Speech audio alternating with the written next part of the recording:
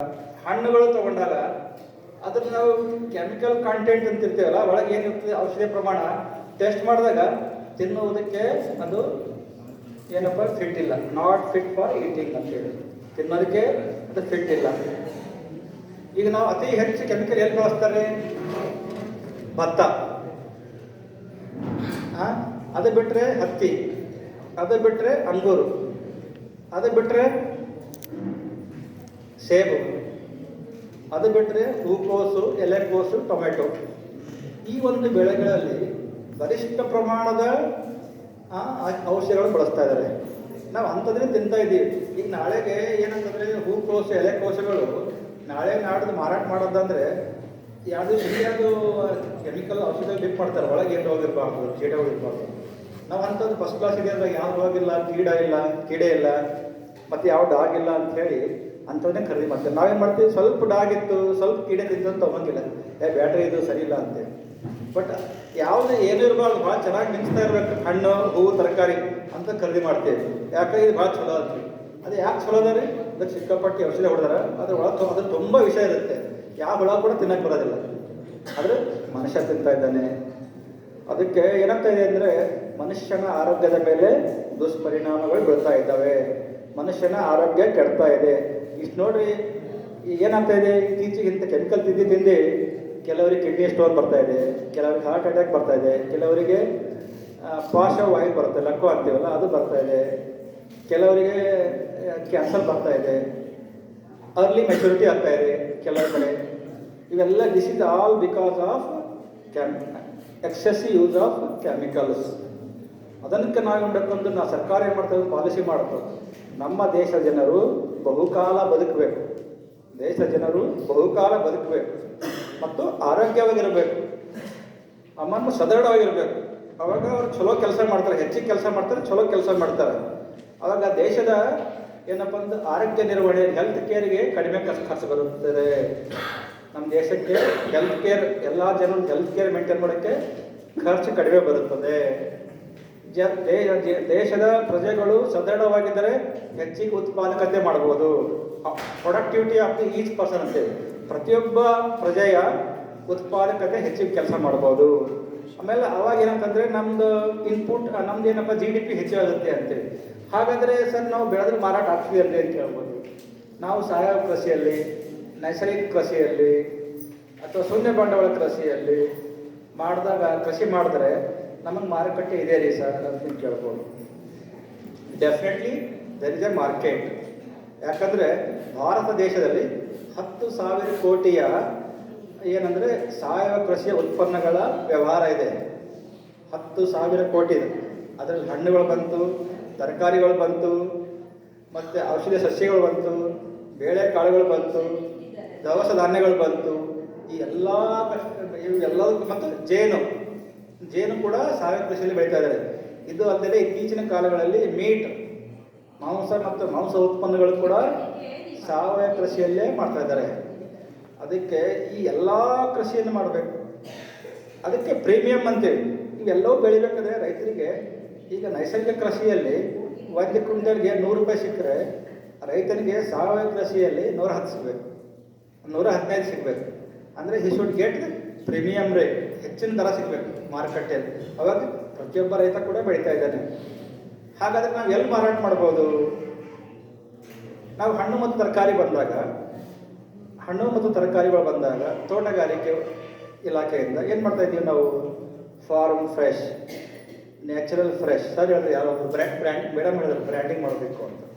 ಈಗ ನಾವು ಮಾವಿನ ಹಣ್ಣು ಮಾರಾಟ ಮಾಡುವಾಗ ಏನು ಮಾಡ್ತೀವಿ? ಮೊದಲು ಏನಪ್ಪ ಕಾರ್ಬೈಡ್ ಹಾಕಿ ಹಣ್ಣು ಮಾಡ್ತಾಯಿದ್ರು. ಈಗಿಲ್ಲ, ಆ ಥರ ಇಲ್ಲ. ಓನ್ಲಿ ಇಥಿಲಿನ್ ಗ್ಯಾಸ್ ಮತ್ತು ನಮ್ಮ ಇಲಾಖೆಯಿಂದ ಏನು ಮಾಡ್ತಾ ಇದ್ದೀವಿ? ರೈಪನಿಂಗ್ ಚೇಂಬರ್, ಹಣ್ಣು ಮಾಗಿಸುವ ಘಟಕಗಳು ಕೊಡ್ತಾ ಇದ್ದೀವಿ. ಹಣ್ಣು ಮಾಗಿಸುವ ಘಟಕ ಕೊಟ್ಟಾಗ ಅಲ್ಲಿ ಏನಪ್ಪ ಅಂದರೆ ಟ್ರೇಡರ್ಸು, ಪ್ರೊಸೆಸರ್, ಉತ್ಪಾದಕರು, ವ್ಯಾಪಾರಿಗಳು ಮತ್ತು ಸಂಸ್ಕರಣಾಕಾರರು ಏನು ಮಾಡ್ತಾರೆ? ಅಲ್ಲೇ ವಾಷಿಂಗು, ಕ್ಲೀನಿಂಗ್ ಮಾಡಿ ಅಲ್ಲೇ ಇಥಿಲಿನ್ ಗ್ಯಾಸ್ ಬಿಟ್ಟು ಅದಕ್ಕೆ ಮತ್ತೆ ಹಣ್ಣು ಮಾಡಿ ಕೆಲವು ಟೈಮ್ ಡೊಮೆಸ್ಟಿಕ್ ಮಾರ್ಕೆಟ್ನಲ್ಲಿ ರೇಟ್ ಇಲ್ಲೂ ಮಾಡ್ತಾರೆ, ದೇಶೀಯ ಮಾರುಕಟ್ಟೆಯಲ್ಲಿ ಒಂದೊಂದ್ಸರಿ ರಫ್ತು ಕೂಡ ಮಾಡ್ತಾ ಇದ್ದಾರೆ. ಹೆಸರು ಹೆಂಗಿಡ್ತಾರೆ? ಫಾರಮ್ ಫ್ರೆಶ್ ಅಂತ ಇಟ್ಟಿದ್ದಾರೆ, ನ್ಯಾಚುರಲ್ ಫ್ರೆಶ್ ಇಟ್ಟಿದ್ದಾರೆ. ಬಾಳೆ ಕೂಡ ಸಾವಯವ ಕೃಷಿಯಲ್ಲಿ ಬೆಳೀತಾ ಇದ್ದಾರೆ. ಮಾವು ಕೂಡ ಸಾವಯವ ಕೃಷಿಯಲ್ಲಿ ಬೆಳೀತಾ ಇದ್ದಾರೆ. ಈಗ ಹೆಚ್ಚು ಯಾವುದೇ ಒಂದು ನಮ್ಮ ದೇಶದ ಉತ್ಪನ್ನಗಳು ಅಮೆರಿಕಕ್ಕೆ ಹೋದಾಗ ಅಲ್ಲಿ ನಮ್ಮಲ್ಲಿ ಇವ್ರು ಲ್ಯಾಬ್ ಟೆಸ್ಟ್ ಕೊಡಬೇಕು. ಅಲ್ಲಿ ಈ ಒಂದು ಉತ್ಪನ್ನ ಲ್ಯಾಬ್ ಟೆಸ್ಟ್, ಈ ಉತ್ಪನ್ನ ಎಲ್ಲಿ ಬೆಳೆದಿದೆ, ಯಾವ ರಾಜ್ಯದಲ್ಲಿ ಬೆಳೆದಿದೆ, ಯಾವ ಜಿಲ್ಲೆಯಲ್ಲಿ ಬೆಳೆದಿದೆ, ಯಾವ ಗ್ರಾಮದ ತಾಲೂಕದಲ್ಲಿ ಬೆಳೆದಿದೆ, ಅದಕ್ಕೆ ಟ್ರೇಸಬಿಲಿಟಿ ಅಂತ ಇಂಗ್ಲೀಷ್ನಾಗ, ಯಾವ ಗ್ರಾಮದಲ್ಲಿ ಬೆಳೆದಿದೆ, ಯಾವ ಸರ್ವೆ ನಂಬರ್ದಲ್ಲಿ ಬೆಳೆದಿದೆ, ರೈತ ಏನೇನು ಬೇಸಾಯ ಕ್ರಮಗಳು ಅನುಸರಿಸಿದ್ದಾರೆ ಅದೆಲ್ಲವೂ ಕರೆಕ್ಟ್ ಆಗಿದ್ರೆ ಮಾತ್ರ ಅಲ್ಲಿ ಎಕ್ಸ್ಪೋರ್ಟ್ ಆಗಿ ಅಲ್ಲಿ ಕೂಡ ಅವರು ರೇಟ್ ನಮಗೆ ಒಳ್ಳೆ ಅಲ್ಲಿ ಖರೀದಾಡ್ತಾರೆ. ಹೊರ ದೇಶದಲ್ಲಿ ಅವರು ಖರೀದಿ ಮಾಡ್ತಾರೆ. ಅದಕ್ಕೆ ಪ್ರತಿಯೊಬ್ಬ ರೈತರು ಇತ್ತೀಚಿನ ದಿನಗಳಲ್ಲಿ ಸಾವಯವ ಕೃಷಿಗೆ, ನೈಸರ್ಗಿಕ ಕೃಷಿಗೆ ಮಹತ್ವ ನೀಡ್ತಾ ಇದ್ದಾರೆ.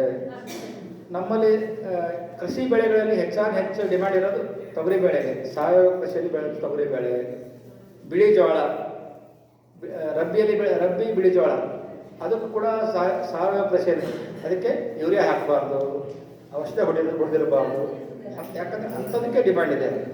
ಅದೇ ರೀತಿಯಲ್ಲಿ ಭತ್ತ.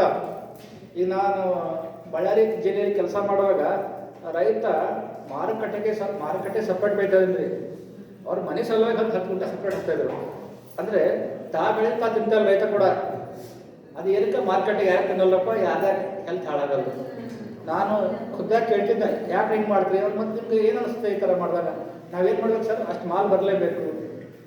ನಾವು ಭೂಮಿ ಉಳುಮೆ ಮಾಡಿದಾಗ ಅಷ್ಟು ಮಾಲ್ ಬಂದರೆ ಮಾತ್ರ ನಮಗೆ ವರ್ಕೌಟ್ ಆಗುತ್ತೆ. ನಮ್ಮ ಮನೆಗೆ ಎಷ್ಟೇ ಬರಲಿ ಸಾಕು, ನಮ್ಗೆ ಒಳ್ಳೇದಿರಬೇಕು. ಬೇರೆಯವರಿಗೆ ಈ ಥರ ಭಾವನೆ ಇದೆ ಭತ್ತದಲ್ಲಿ. ಅದೇ ದ್ರಾಕ್ಷಿಯಲ್ಲೂ ಕೂಡ ಸಿಕ್ಕಾಪಟ್ಟಿ ಔಷಧಿ ಹೊಡಿತಾರೆ. ದ್ರಾಕ್ಷಿಯಲ್ಲಿ ಯಾರು ದ್ರಾಕ್ಷಿ ಬೆಳೀತಾರೆ ಅವ್ರಿಗೆ ಗೊತ್ತಿದೆ. ಅದು ಸಣ್ಣ ಬೇರೆ ಸೈಜ್ ಆಗಿದ್ದು ದೊಡ್ಡದು ಮಾರ್ಕೆಟ್ಗೆ ಬರುವವರೆಗೆ ಕೂಡ ಅತಿ ಹೆಚ್ಚು ಕೆಮಿಕಲ್ ಬಳಸ್ತಾರೆ. ಅದಕ್ಕಿಂತವೆಲ್ಲ ನಾವು ಸರ್ಕಾರ ಏನು ಮಾಡ್ತಾ ಇದೆ ಅಂದರೆ ಇವೆಲ್ಲ ಕಡಿಮೆ ಆಗಬೇಕು. ಮಾರುಕಟ್ಟೆಯಲ್ಲಿ ಬರ್ತಕ್ಕಂಥ ಎಲ್ಲ ಉತ್ಪನ್ನಗಳಿಗೆ ಬಿಲೋ ಏನಪ್ಪ ಅಂದರೆ ಅಪ್ರೂವ್ಡ್ ಲೆವೆಲ್ ಇರಬೇಕು. ಕೆಮಿಕಲ್ಸ್ ಒಳಗಡೆ ಟೆಸ್ಟ್ ಮಾಡಿಕೊಡ್ಬೇಕು. ಆಮೇಲೆ ನೆಕ್ಸ್ಟ್ ಭಾಳ ಅತಿ ಹೆಚ್ಚು ಬೆಳೆದ ಚಿಲ್ಲಿ, ಮೆಣಸಿನ್ಕಾಯಿಗೂ.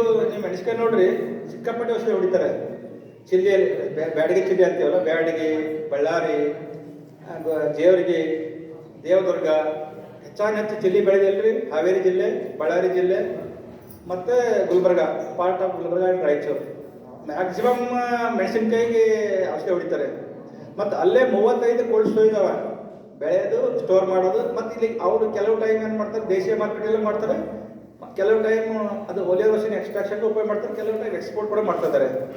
ಅದಕ್ಕೆ ಚಿಲ್ಲಿಯಲ್ಲಿ ಕೂಡ ಅತಿ ಹೆಚ್ಚು ಬಳಸ್ತಾ ಇದ್ದಾರೆ ಕೆಮಿಕಲ್ಸು. ಅದನ್ನು ಬಿಟ್ಟರೆ ಸೇಬು.